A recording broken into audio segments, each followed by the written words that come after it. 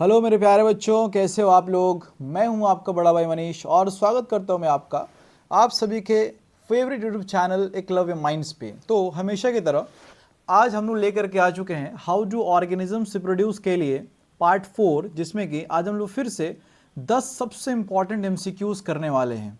और मेरे प्यारे बच्चों, वीडियो शुरू करने से पहले मैं आपको बता दूं बेटा कि हम लोग जो भी क्वेश्चंस करेंगे ना, ऐसा नहीं होगा कि जस्ट हम लोग क्वेश्चन को पढ़ा, उसको टिक लगा दिया, उसका आंसर, बल्कि कोशिश करेंगे कि उसकी एक डेप्थ अंडरस्टैंडिंग डेवलप करें। ठीक है बेटा।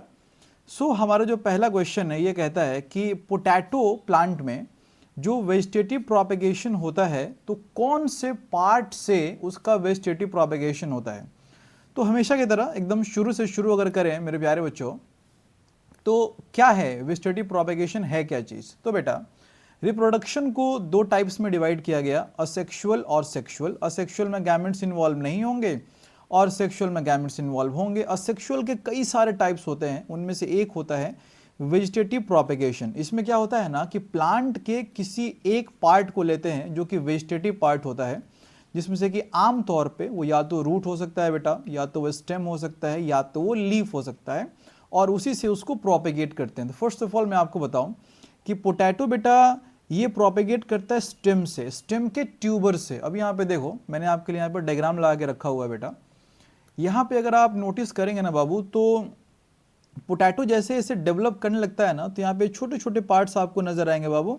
ये पार्ट्स जो हैं इसे कहते हैं आई ऑफ द पोटैटो, और एक्चुअल में जो आई है ना बाबू, ये होता है नोड, और नोड के अंदर प्रेजेंट होता है बड। अब आप सोचोगे कि सर ये नोड क्या चीज़ है। मेरे प्यारे बच्चों, नोड क्या चीज़ है ना कि कोई भी अगर स्टेम है, याद रखना बेटा, कोई भी अगर स्टेम है तो स्टेम पे नोड्स प्रेजेंट होंगे ही होंगे। मान लो कि एक यहाँ पे नोड है, एक यहाँ पे नोड है, और बीच का जो स्पेस है इसे हम लोग कहते हैं इंटर नोड। मीन्स नोड के मिलने का मतलब ही हो गया बेटा कि वो स्टेम है। तो आई होप कि अब आपको समझ आया होगा कि पोटैटो स्टेम से ही क्यों रिप्रोड्यूस करता है, क्योंकि जो नोड्स प्रेजेंट है बेटा ये प्रेजेंट होते हैं इसके स्टेम पे। और नोड का मतलब हुआ कि नोड के अंदर बड प्रेजेंट है।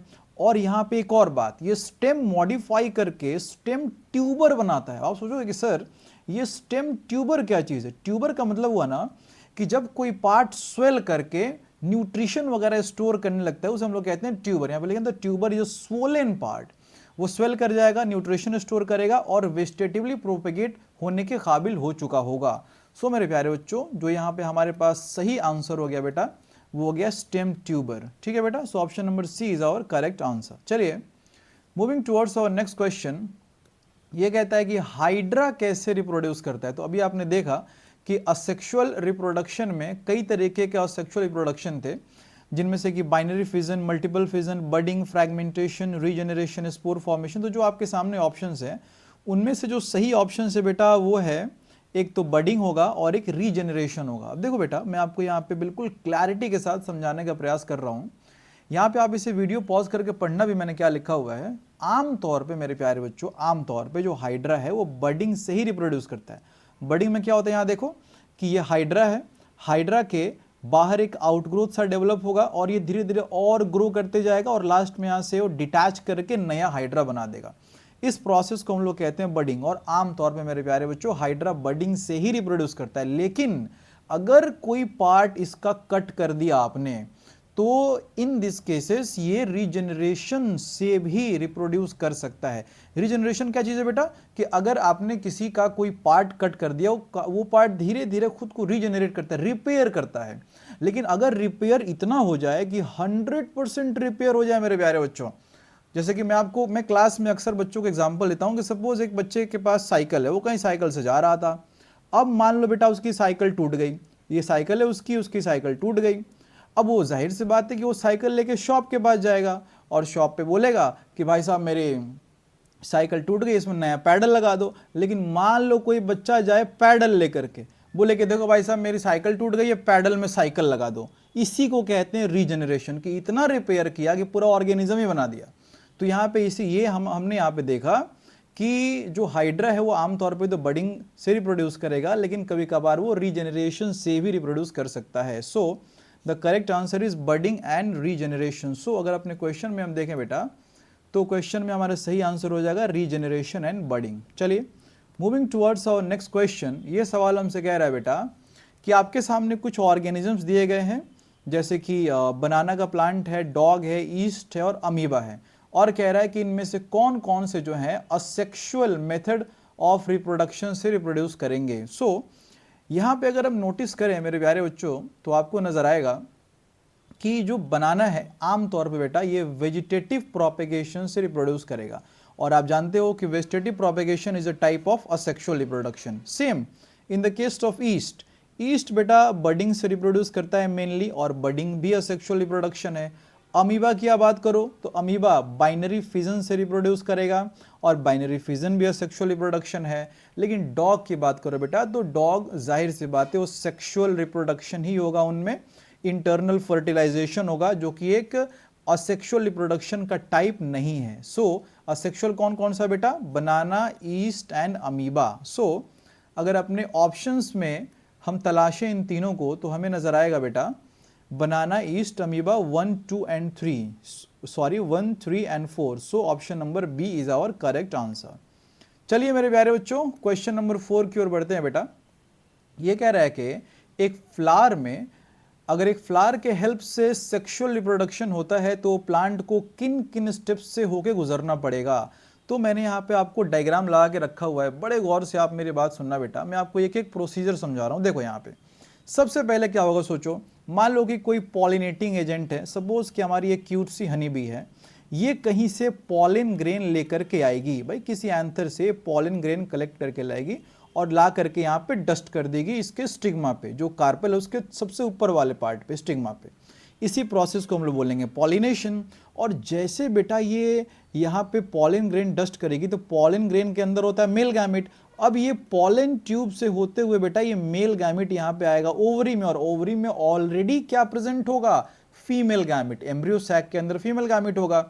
और फिर यहाँ पे ये जो मेल गैमेट है और ये फीमेल गैमेट है मेरे प्यारे बच्चों, ये आपस में मिलेंगे, male gamete plus female gamete, और ये जब आपस में फर्टिलाइज करेंगे तो फर्टिलाइजेशन के बाद ये बनाएंगे बेटा जाइगोट। और इसी प्रोसेस को बेटा हम लोग कहते हैं फर्टिलाइजेशन या डबल फर्टिलाइजेशन। अब जैसे ये फर्टिलाइजेशन हो जाएगा उसके बाद ये जाइगोट और डेवलप करेगा, कर करके बेटा ये बना देगा एम्ब्रियो। और जो बेटा ये ओवरी थी ना, ये ओवरी फ्रूट बन जाएगी, और जो ओव्यूल है बेटा ये ओव्यूल सीड बन जाएगी। तो यहाँ पे हमने देखा कि फर्टिलाइजेशन के बाद ये जाइगोट ने बना दिया एम्ब्रियो, और जब आप सीड को प्लांट करेंगे सॉइल के अंदर तो ये सीड जर्मिनेट करके बना देगी सीडलिंग। सो प्रोसेस में हमने क्या देखा, पहले पॉलिनेशन, फिर फर्टिलाइजेशन, फिर एम्ब्रियो, फिर सीडलिंग। सो अगर हम ऑप्शंस में देखें मेरे प्यारे बच्चों तो हमें नजर आएगा सबसे पहले पॉलिनेशन, फिर फर्टिलाइजेशन, फिर एम्ब्रियो, फिर seedling. Option number C is our correct answer. चलिए मेरे प्यारे बच्चों moving towards our next question, ये कहता है कि अगर टिश्यू कल्चर होता है तो tissue culture is a technique used to produce a large number of dash plants quickly. अब इससे पहले कि हम लोग इसका ऑप्शन देखें, हमें सबसे पहले ये समझना पड़ेगा कि टिश्यू कल्चर क्या है। एक बार वापस से मैं आपको चाहता हूं कि आप ये टाइप ऑफ रिप्रोडक्शन पे गौर करें। जाहिर सी बात है बेटा कि रिप्रोडक्शन दो तरीके के होंगे, एक असेक्सुअल जिसमें कि गैमेट्स इन्वॉल्व नहीं होंगे, और एक सेक्सुअल जिसमें कि गैमेट्स इन्वॉल्व होंगे। और अगर असेक्सुअल रिप्रोडक्शन हो रहा है तो जाहिर सी बात है कई टाइप्स के हो सकते हैं, और उनमें से एक है वेजिटेटिव प्रोपेगेशन। वेजिटेटिव प्रोपेगेशन में क्या होता है बेटा, वेजिटेटिव प्रोपेगेशन मेरे प्यारे बच्चों ये होता है प्लांट्स में। और प्लांट्स में क्या होता है भाई कि फ्लावर के अलावा किसी और पार्ट से अगर रिप्रोडक्शन होगा तो वेजिटेटिव प्रोपेगेशन होगा, और इसी का एक सब टाइप होता है टिश्यू कल्चर। मेरे प्यारे बच्चों अगर आप टिश्यू कल्चर की बात करें, अब जरा आइए उससे गौर करते हैं टिश्यू कल्चर है क्या। बिल्कुल स्टेप बाय स्टेप हम समझने की कोशिश करते हैं। सबसे पहले एक काम करो, प्लांट के किसी भी पार्ट से एक छोटा सा आप एक्सप्लांट कैरी करके लाओ। मान लो कि यहाँ पे मैंने लीफ लिया हुआ है, लीफ में से एक छोटा सा मैंने टिश्यू कट करके यहाँ पे लाया। अब जो किसी भी पार्ट से, वो चाहे लीफ हो, स्टेम हो, रूट हो, व्हाटएवर, आप वहाँ से, या फिर वो चाहे कोई भी स्टेम, वहाँ से हम टिश्यू कट करके लाएंगे, और जो पार्ट आप कट करके लाओगे ना मेरे प्यारे बच्चों, उस पार्ट को हम लोग बोलेंगे एक्सप्लांट। अब वो बोलोगे कि सर अगर हम पार्ट कट करके लाएंगे वो तो मर जाएगा।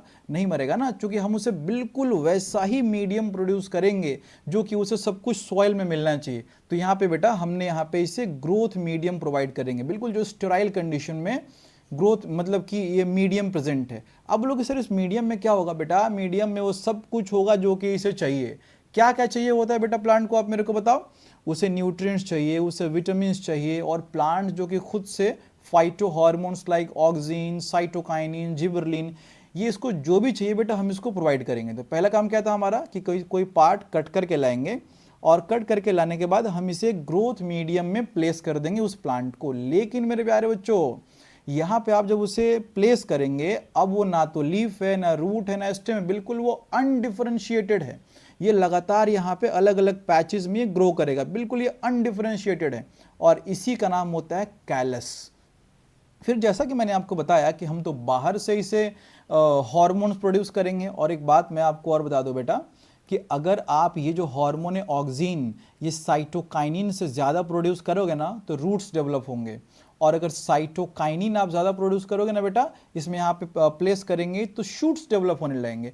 तो यहाँ पे हार्मोन्स का थोड़ा बहुत कुछ बैलेंस, कुछ इम्बैलेंस करते हुए, दिमाग लगाते हुए हम कोशिश करेंगे ना कि बेटा ये प्लांट जो कैलस है और डेवलप करे, और कैलस डेवलप करके फाइनली छोटे छोटे प्लांटलेट्स बना लेगा।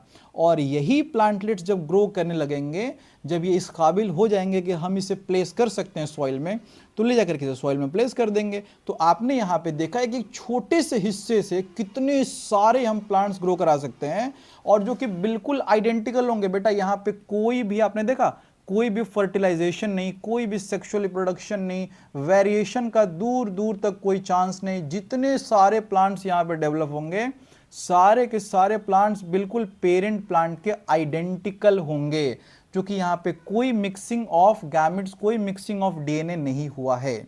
सो मेरे प्यारे बच्चों, अगर यहाँ पे आप वापस, अब इतना समझने के बाद अब आप वापस आप खुद से ही इसका आंसर ढूंढ सकते हो बेटा कि जितने भी हमें प्लांट्स मिलेंगे टिश्यू कल्चर में, वो सारे के सारे बिल्कुल आइडेंटिकल होंगे अपने पेरेंट के। So option number C is our correct answer. चलिए मेरे प्यारे बच्चों, moving towards our next question. ये हमसे कहता है बेटा कि असेक्सुअल रिप्रोडक्शन में offsprings formed by asexual method of reproduction have greater similarity among themselves. मतलब कि अगर असेक्सुअल रिप्रोडक्शन हुआ है तो बहुत ज्यादा सिमिलर होंगे जो ऑफस्प्रिंग्स होंगे। वो क्यों होंगे? अब देखो बेटा, मैं इसे भी आपको दो तरीके से समझाने का प्रयास कर रहा हूं, दो तरीके से समझो। सबसे पहली बात कि असेक्सुअल रिप्रोडक्शन में सिर्फ और सिर्फ एक पेरेंट है। बेटा अगर सेक्सुअल रिप्रोडक्शन होगा तो मेल से भी गैमेट आएगा, फीमेल से भी गैमेट आएगा, फिर दोनों गैमेट्स मिलेंगे, दोनों की आपस में मिक्सिंग होगी। अब जाहिर सी बात है भाई साहब कि इसमें जब कोई गैमेट आया ही नहीं है तो कोई जेनेटिक रिकॉम्बिनेशन का कोई सवाल ही नहीं है, तो जेनेटिक रिकॉम्बिनेशन होगा भी नहीं। और मेरे प्यारे बच्चों, अगर एक और बात समझो, क्या होता है ना बेटा कि जब सेक्सुअल रिप्रोडक्शन होता है ना बेटा, तो वहाँ पे गैमेट्स बनते हैं, और गैमेट्स बनने के लिए ना बाबू वहाँ पे बहुत ज़रूरी है कि मियोसिस हो। और जब भी मियोसिस होगा, मियोसिस होते समय क्रॉसिंग ओवर, मतलब कि आप इसे आसान भाषा में समझा ना कि जो डीएनए है ना, ये जो मान लो कि सपोज कि हमारे पास ये क्रोमोसोम है और यहाँ पे ये क्रोमोसोम, ये क्रोमोसोम्स आपस में से जेनेटिक एक्सचेंज करते हैं, डीएनए का एक्सचेंज करते हैं मियोसिस के समय। तो यहाँ पे कोई गैमेट का फॉर्मेशन नहीं, कोई मियोसिस नहीं, कोई जेनेटिक रिकॉम्बिनेशन नहीं।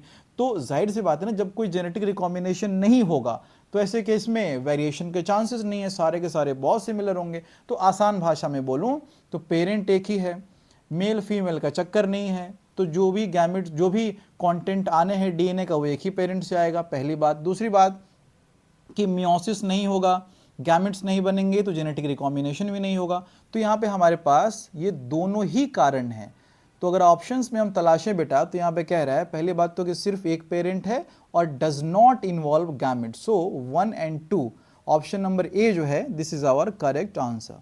चलिए मेरे प्यारे बच्चों, moving towards our next question. ये हमसे एक क्वेश्चन बेटा, आप वीडियो पॉज करके क्वेश्चन पढ़ लेना, मैं आपको डायरेक्ट इस क्वेश्चन को समझाने का प्रयास कर रहा हूँ, अदरवाइज वीडियो बहुत लंबा हो जाएगा। बेटा देखो, क्वेश्चन ये है, आपके सामने एक क्वेश्चन मैंने रखा हुआ है।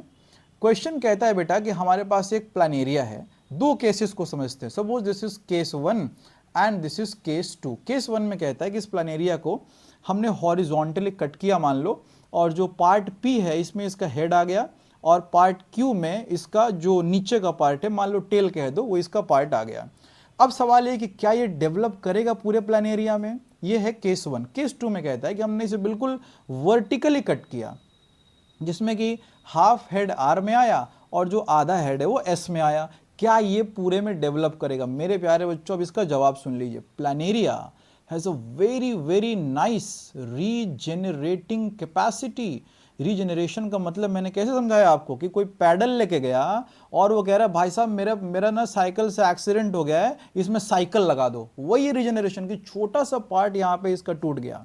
मेरे प्यारे बच्चों सरप्राइजिंगली ये पी क्यू आर एस सारे के सारे नए प्लानेरिया में डेवलप कर जाएंगे, सारे के सारे।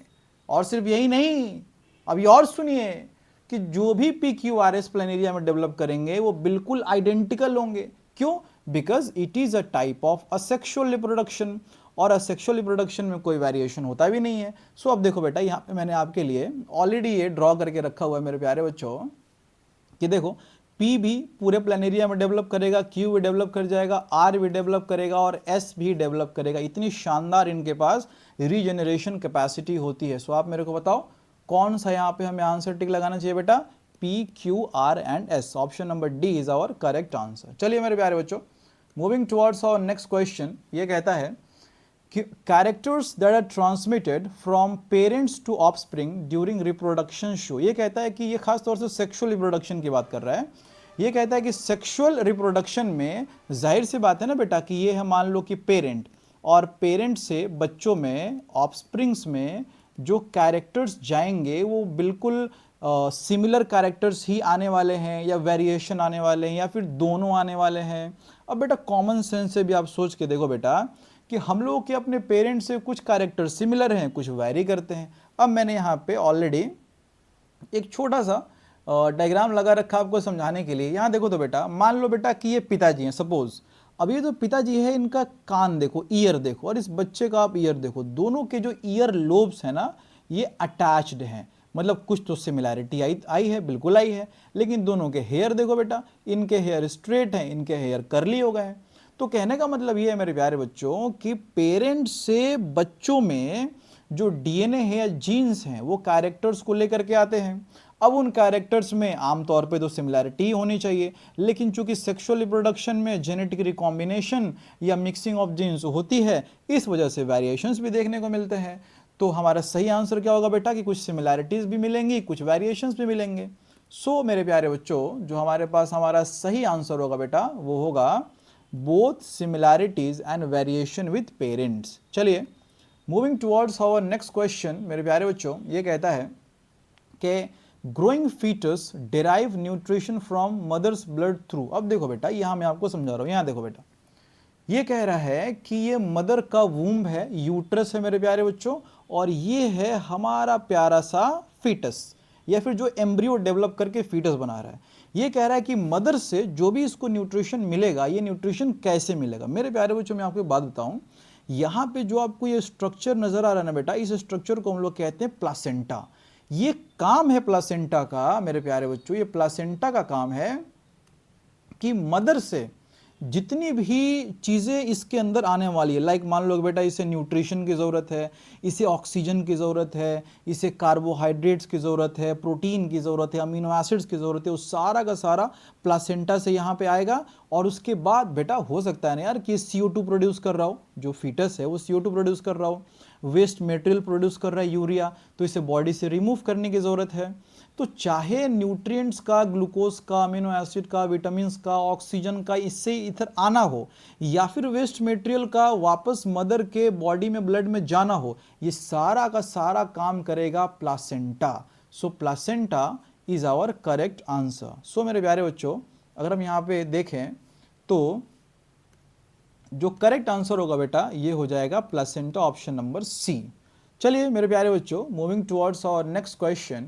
ये हमसे कहता है बाबू कि the process where the unfertilized egg is released out of the body with the blood used to nourish the embryo is known as. अब देखो बेटा, मैं आपको डिटेल्स में इस बात को समझा रहा हूँ। आपके सामने है फीमेल रिप्रोडक्टिव सिस्टम। मैं आपको थोड़ा सा इस चीज़ को एलाबोरेट करके समझाने का प्रयास करूंगा। असल में क्या होता है ना बेटा कि ये जो आपके सामने ओवरी नज़र आ रही है, यहाँ पे जो ओवरी है, ये ओवरी यहाँ से एग रिलीज करती है। मान लो कि ओवरी से एग रिलीज हुआ, ये एग धीरे धीरे यहाँ से आगे बढ़ेगा और ये एग किस चीज़ का इंतज़ार कर रहा है? ये एक इंतज़ार कर रहा है कि एक दिन स्पर्म आएगा और ये जो स्पर्म है आ करके इस एग को फर्टिलाइज करेगा। लेकिन मान लो कि अनफॉर्चुनेटली स्पर्म आया नहीं और हमारा जो बेचारा ये एग है, ये एग धीरे धीरे धीरे धीरे आगे की ओर बढ़ने लगा। चूंकि अब तो स्पर्म आ नहीं रहा है ना मेरे प्यारे बच्चों, तो धीरे धीरे क्या होगा, मंथ के लास्ट की मैं बात कर रहा हूँ, मतलब कि मान लो कि मेंस्ट्रुअल साइकिल के 26, 27, 28, 29 डेज के आसपास धीरे धीरे क्या होगा मेरे प्यारे बच्चों की आगे जाएगा। और एक और बात समझो कि यूट्रस की जो दीवार है, जो मोटी सी आपको दीवार नजर आ रही है, ये यूट्रस का जो एंडोमेट्रियम है इतना डेवलप क्यों किया? ये इतना डेवलप इसलिए किया कि अगर यहाँ से स्पर्म आता, इस एग को फर्टिलाइज करता, जाइगोट बनाता, तो ये जाइगोट जब यहाँ आ करके इम्प्लांट होता, फीटस यहाँ पे डेवलप करता, बच्चे का डेवलपमेंट होता, बाद में जन्म होता बच्चे का, उसके लिए पूरा का पूरा प्रिपरेशन कर रहा था। लेकिन भाई साहब स्पर्म तो आया नहीं, तो एग फर्टिलाइज हुआ नहीं, वो तो अनफर्टिलाइज रह गया। तो धीरे धीरे मंथ के लास्ट में मेरे प्यारे बच्चों ये मेंस्ट्रुअल ब्लड के फॉर्म में ये सारा का सारा जो ये यूट्रस की लाइनिंग है, ब्लड वेसल्स है, या जो भी न्यूट्रिटिव टिश्यूज थी, इस अनफर्टिलाइज्ड एग के साथ ये सारे के सारे बाहर चले आते हैं। और इसी प्रोसेस को मेरे प्यारे बच्चों हम लोग कहते हैं मेंस्ट्रुएशन। और हर मंथ जो ये साइकिल रिपीट करती है बेटा, इसे हम लोग कहते हैं मेंस्ट्रुअल साइकिल। हमारा जो सही आंसर होगा मेरे प्यारे बच्चों यहाँ पे, ये होगा मेंस्ट्रुएशन या फिर मेंस्ट्रुअल साइकिल। ये था हमारा आज का वीडियो। उम्मीद है बेटा आपको कुछ सीखने को मिला होगा। ऐसे ही वीडियोस देखने के लिए स्टे ट्यून। तो अभी चलते हैं, फिर लौट के मिलते हैं।